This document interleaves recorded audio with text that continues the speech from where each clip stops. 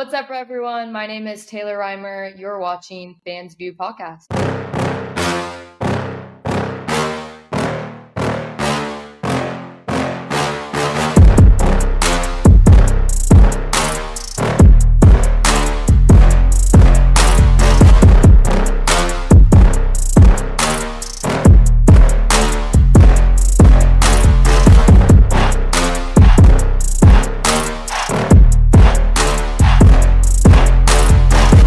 What's going on, everybody? Welcome back to another episode of the Fans View Podcast. This week, I'm very excited. We're welcoming back a two-time guest. We're going to step away from the world of wrestling, step away from MMA, and we're going to hit the track with one of my favorite people.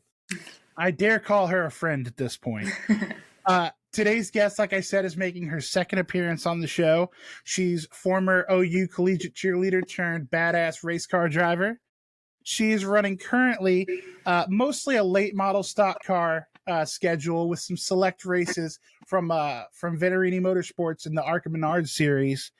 And most importantly, last but not least, she's a bit of a Reese's connoisseur of sorts. Today's episode is featuring my favorite person, Taylor Reimer. Taylor, how are you doing tonight? I'm good. Thank you for having me back. No, I told you when we did this last time, I have to have you back. There's so many things we didn't touch on. One of them being, who knew that you were such a connoisseur of the chocolatey treat known as Reese's Cups? And I have to ask you, is it Reese's or is it Reese's? I don't know. That's what I like in my TikTok video. I said it and then I looked up at Corey because I was like, oh wait, I don't know what is the correct pronunciation, but I think it's Reese's. We're gonna go with that. Because if it's like Reese's Pieces, but then it's like Reese's Cup. But there's a difference. Hey, you're the connoisseur. We're going with whatever you tell us. We're taking that as gospel. And you take a bow, ma'am, because that was pretty impressive. 4 for 4 blind taste test. Yeah. So for people who don't know, the other night, my favorite candy is the holiday Reese's. So they have comes out seasonal. So they have eggs, the pumpkin, Christmas. I don't eat normal Reese's. I don't like the ones with the edges, I only like the holiday ones. And I was telling Corey that I think that I could tell the difference between the two easily. And so he was like, okay, we'll do a little challenge. So I made a TikTok video about it and I got them all right very easily. He even cut them up to where you can't tell. I had a blindfold on and he made me do it twice so that I didn't guess it. I didn't get lucky the first time. But you can tell the holiday ones, they're creamier and they taste way fresher. The other Reese's that I had tasted old. It tasted like it had been sitting on the shelf for 5 months before I ate it. Yes, yeah. I know my Reese's. The effort that Corey went to make sure that was as accurate a blind taste test as possible was, I know. He was honestly trying to get me. It didn't work. It was. That was impressive. And I'm glad you said that. You put it on your TikTok. I've noticed lately, you being way more active on your TikTok. I saw you almost try to tear a hamstring, trying to do some. I don't even know what that was. I know I couldn't do it. What's kind of led to that resurgence of your TikTok and your social media? Yeah, I don't know. I've just had quite a bit of time off. My off season's kind of been longer than typical, so I'm just getting back in the hang of making TikToks and trying to promote some brands to make some little side cash. I love that. I love that so much. Anybody that's not following her, what is your TikTok? So people I think it's just Taylor Reimer. Okay, definitely go check it out, guys. It's entertaining, and like I said, if nothing else, you can marvel at her Reese's knowledge. Exactly. We talked about Corey a little bit, and I kind of wanted to dig into that just briefly. What's it like, kind of being in the public eye, if you will? Obviously, everybody has a boyfriend, everybody has a girlfriend, but you have to do it in the public eye, so to speak. Are there any unique challenges that you've found? Honestly, not really. No, everyone's very supportive of it, which is, it's very nice to have, but it's just great to have someone that's in the sport and understands the world of racing, especially, and to have him. He's a very obviously talented driver, so to have him behind me to be able to help me learn along the way has been very helpful.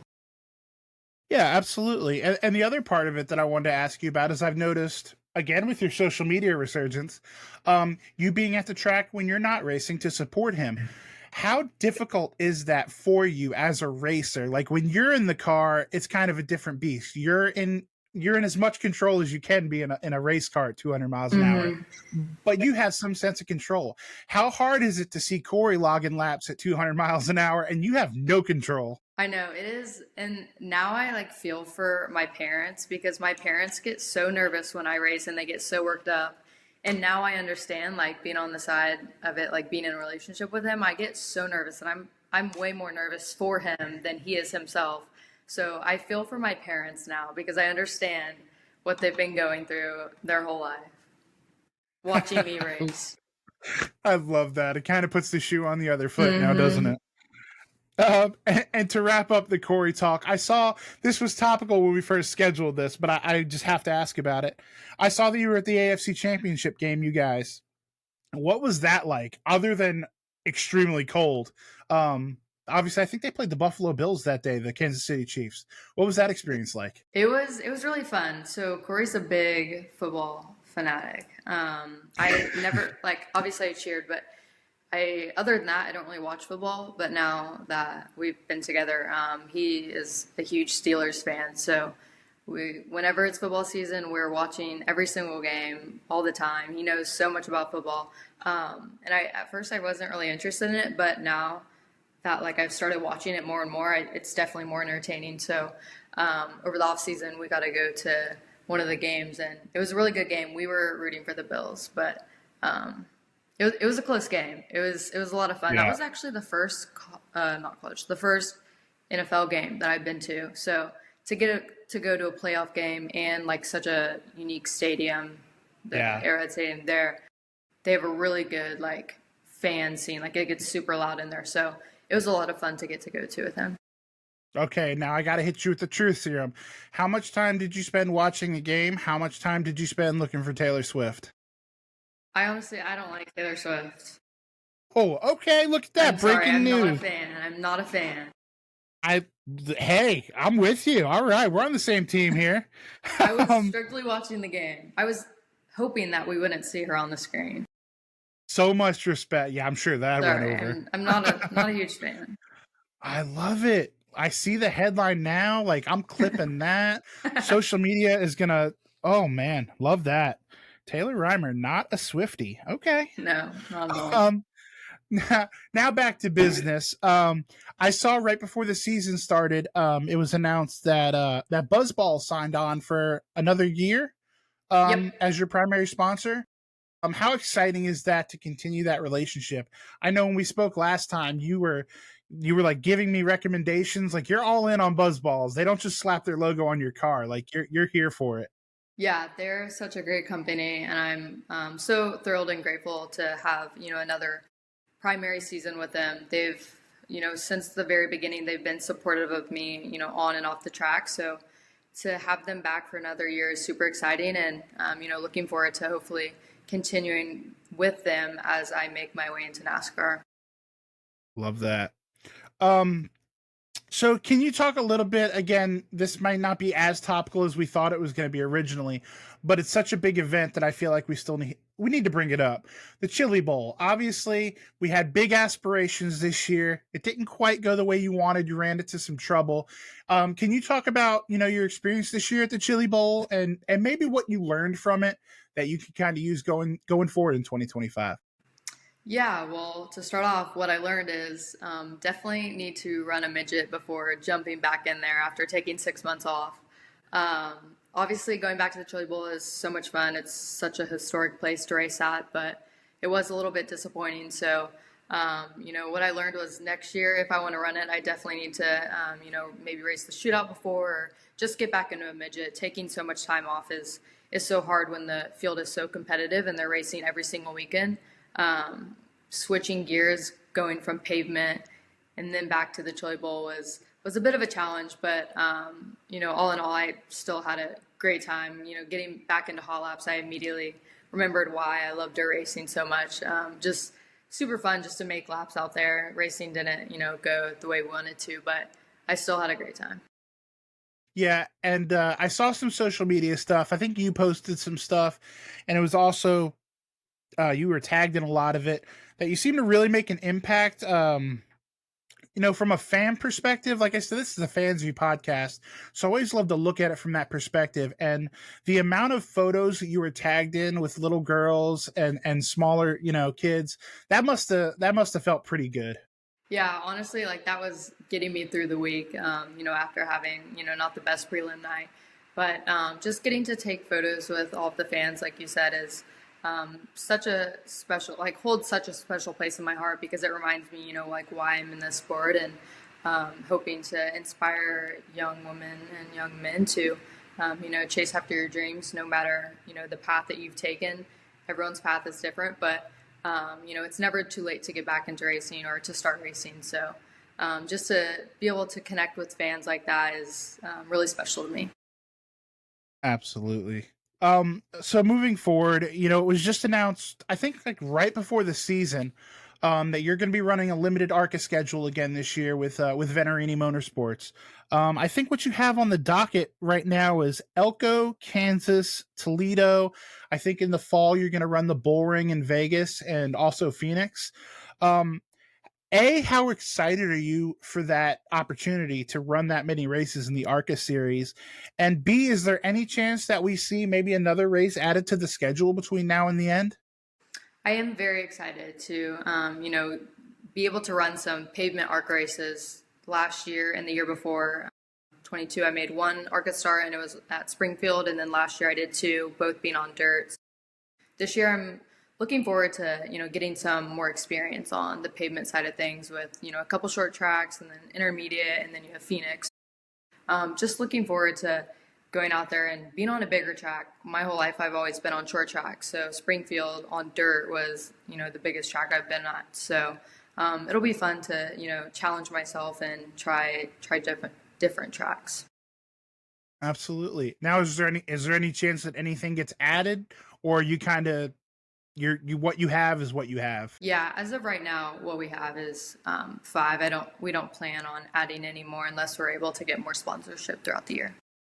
Okay, and segue queen. That was my next question. Is it more of a sponsorship issue or just a scheduling thing? Okay. Yeah, it's just more sponsorship and not wanting to rush up. Like I need to, run some more pavement stuff like on local short tracks just to get the experience and then, make my way into ARCA. So we're doing kind of second half of the year just so that in the beginning of the year I can get more experience on pavement, late model side of things. And I will be testing at Kansas 1, but I'll be racing the second one. So it'll be nice to be able to get some practice in before, I go out to Elko and just get racing because you don't really get testing in these kinds of cars. It's so expensive to be able to go somewhere and test on your own. So to get that practice at Kansas before and get my feet wet will be really beneficial.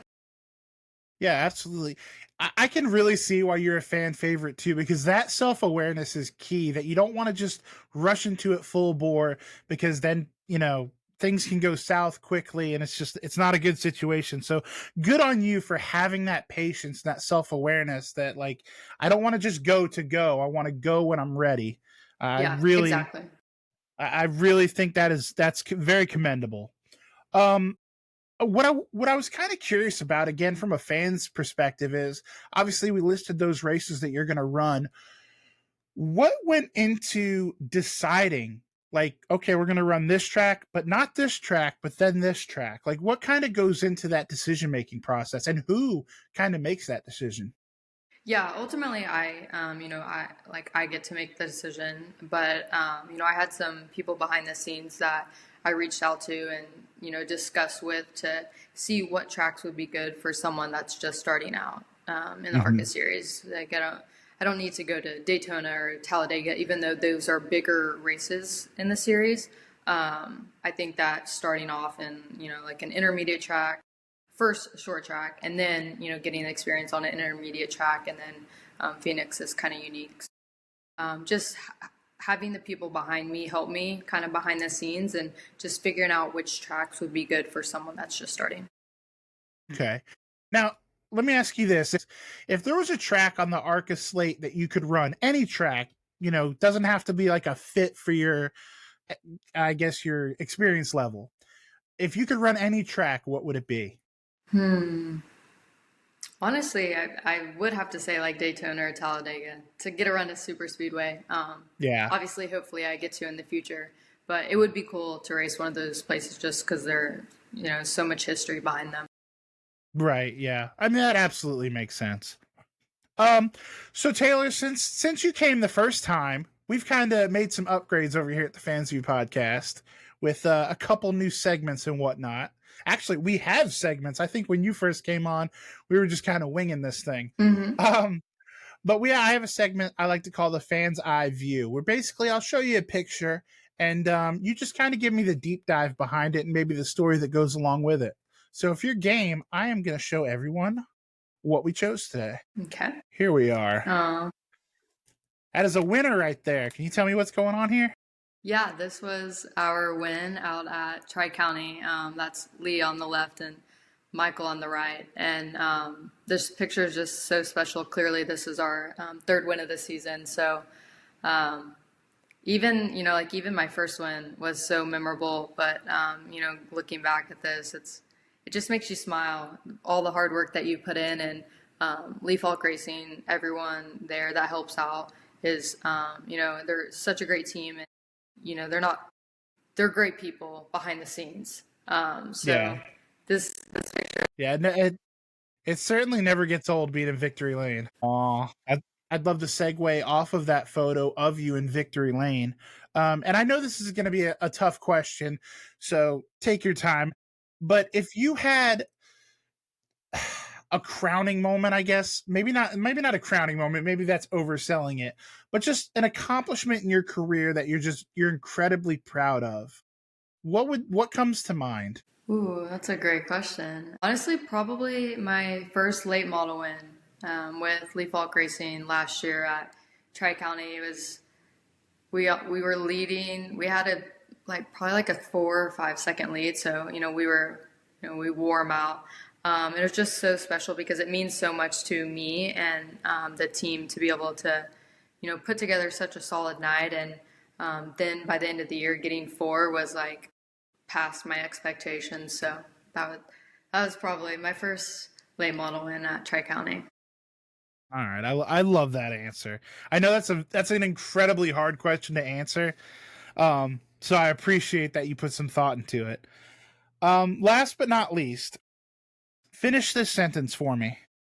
I'll consider 2025 successful if. Oh, that's a hard one. That's what we do here. We're like the 60 minutes of podcasts. I will consider 25 successful if I am able to obviously I want to get all the laps on my ARCA starts and just have fun, I guess. I don't really know. No, that's a great answer. I mean, you kind of spoke about earlier, obviously winning is always what you want to do, but I think you're kind of reserved to the fact you're just trying to log laps right now, get experience. Yeah. You're not expected to go out here and finish P1, P2.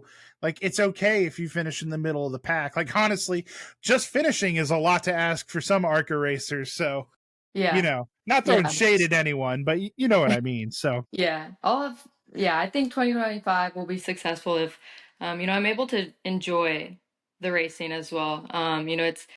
Racing is a tough sport. It's very humbling. So just going out there and doing the best that I can and enjoying it as well.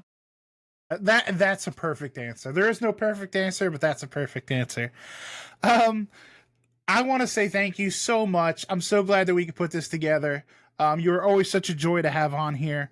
Yeah, Can you remind everyone? Absolutely. Hopefully you'll be the first 3-time guest here in the future. Can you remind everybody where they can get to you, on your socials and stuff, so they can hopefully tell you how amazing you are and how much fun they had watching you in the ARCA series? Yeah, so I have my Instagram, all my, social media is Taylor Reimer. I have a Facebook, that's Taylor Reimer Racing.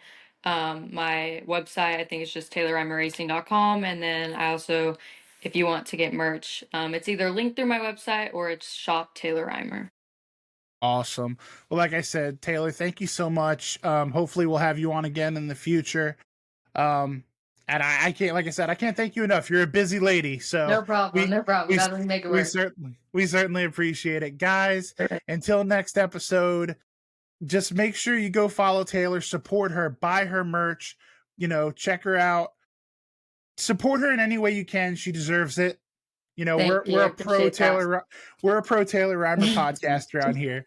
But until next time, guys, thank you guys so much. Make sure to follow, like, subscribe, all the things. And hey, you, watching this right now, I see you.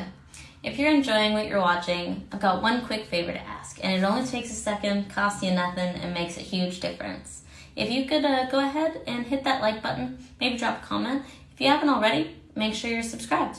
Doesn't seem like much, but for small creators, it's everything. So let's help more people find this channel and keep the content coming. And honestly, I'm pretty sure the podcast will be really grateful. So if you're having fun, you like what you see, make it official, click those buttons. And the Fans View podcast, we'll see you next time. Bye, friends.